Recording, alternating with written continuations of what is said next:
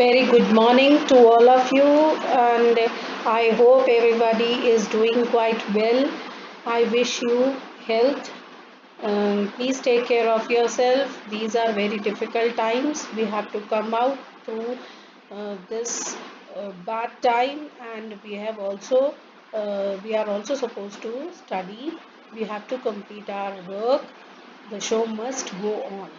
So with this, I start with the next topic of pre-fertilization event, which is pollination. Very easy, and you must have heard about the word pollination earlier in junior classes.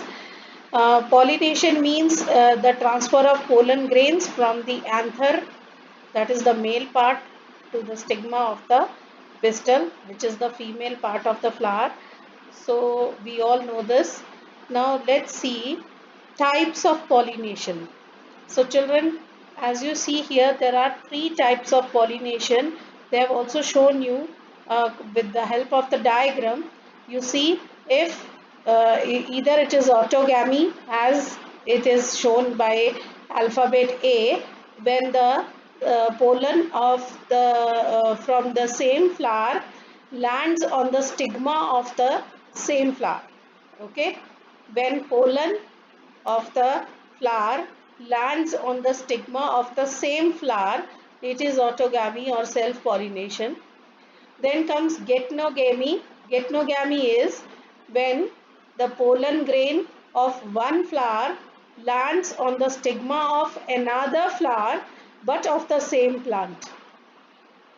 Again I am repeating, when pollen grain of one flower lands on the stigma of another flower but both the flowers are a part of same plant, such type of pollination is getnogamy. Third type is when the pollen grain of one flower lands on the stigma of another flower of another plant.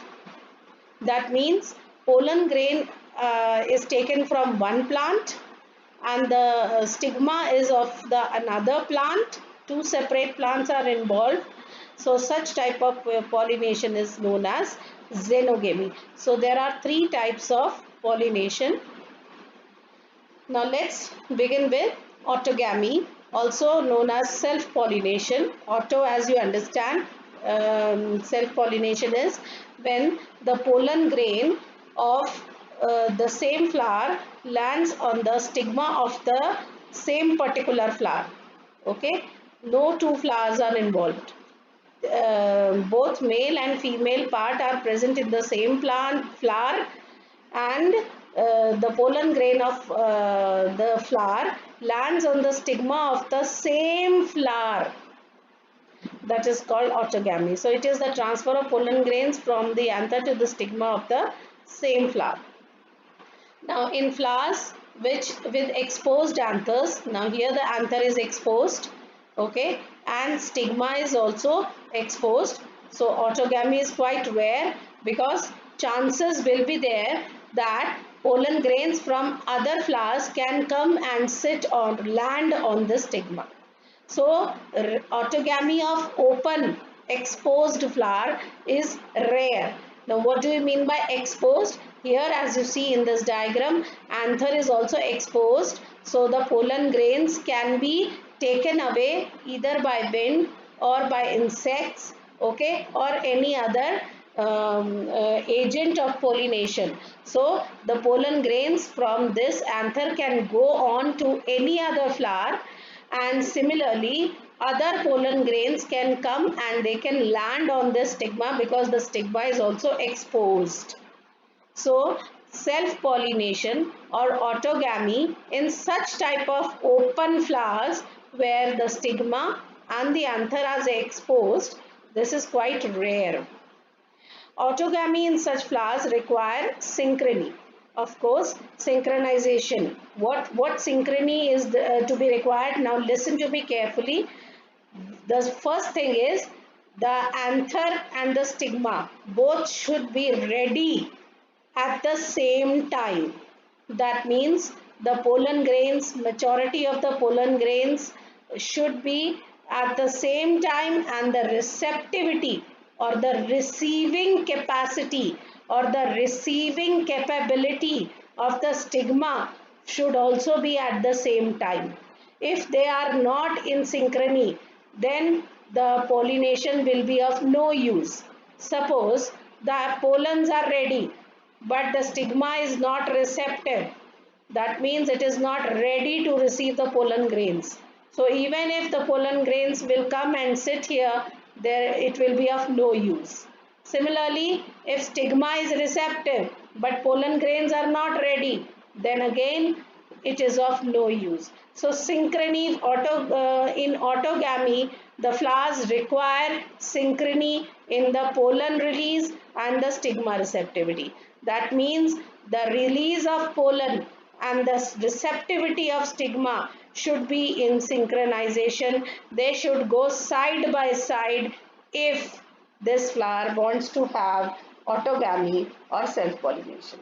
Also, anther and stigma should be very close to each other. This is the another point which is very important for autogamy, that they should lie very close to each other so that easily the pollen can come and sit on the stigma. So very important, this third point is very important. For autogamy, first thing is synchronization between the release of pollen and stigma, and second thing is they should be very close to each other so that autogamy can take place easily. Now children, you see here plants like viola. This example will come. They can ask you. It is also known as common pansy or oxalis and commonelina produce two types of flowers. Now as you see, there are two types of flowers. Autogamy may, there are two types of flowers. One is chasmogamous flower. The other is cleistogamous flower. Now as you see in the diagram, this is chasmogamous flower. This is cleistogamous flower. Here the flower is open. You see, the reproductive parts are exposed because the flower is open. But here the flower is closed. Cleistogamous. The flower are closed. You see. So the reproductive parts are inside the flower. They are not exposed, right? So chesmogamous and cleistogamous, there are two types of flowers. Let me show you here that in autogamy, chesmogamous flowers, they are similar to the flowers of other species with exposed anthers and stigma. The both, because the flower is open, so the reproductive part, that is the anther and the stigma, are exposed. So this is a chesmogamous flower as you see in the diagram, and in cleistogamous flowers they do not open at all. As you see here, the flower is closed. So when the flower is closed, the anthers and stigma are very close to each other. They lie close to each other, and because anther and stigma are very close to each other, and because the flower is closed, so no other pollen grains can come and settle on the stigma of this flower. So this means the closed flower is always supporting autogamy, right? So if the flower is cleistogamous, if the flower is cleistogamous, then it will always pursue autogamy. That is, it will always pursue autogamous or self-pollination. Why? There are two reasons. One is no other pollen from other flowers can come and settle on the stigma of this flower. The second thing is anther and stigma are very close because the flower is closed. So cleistogamous will always ensure autogamy.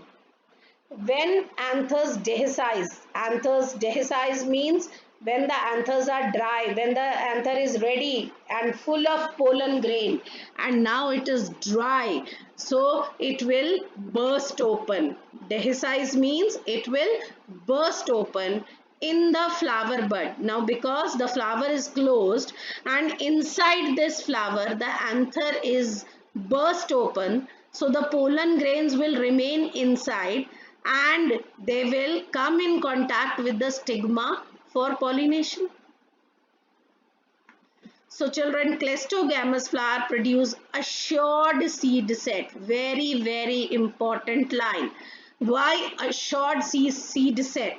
Now I am a farmer, and because I have studied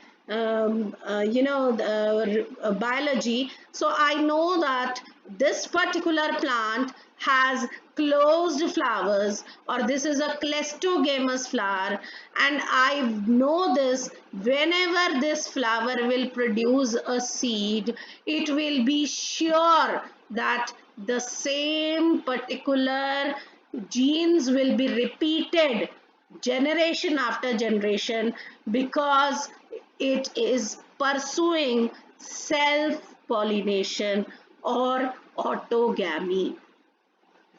No other gene will be introduced, or you can say added up, because no other pollen grain are coming and sitting or being received by the stigma of this flower.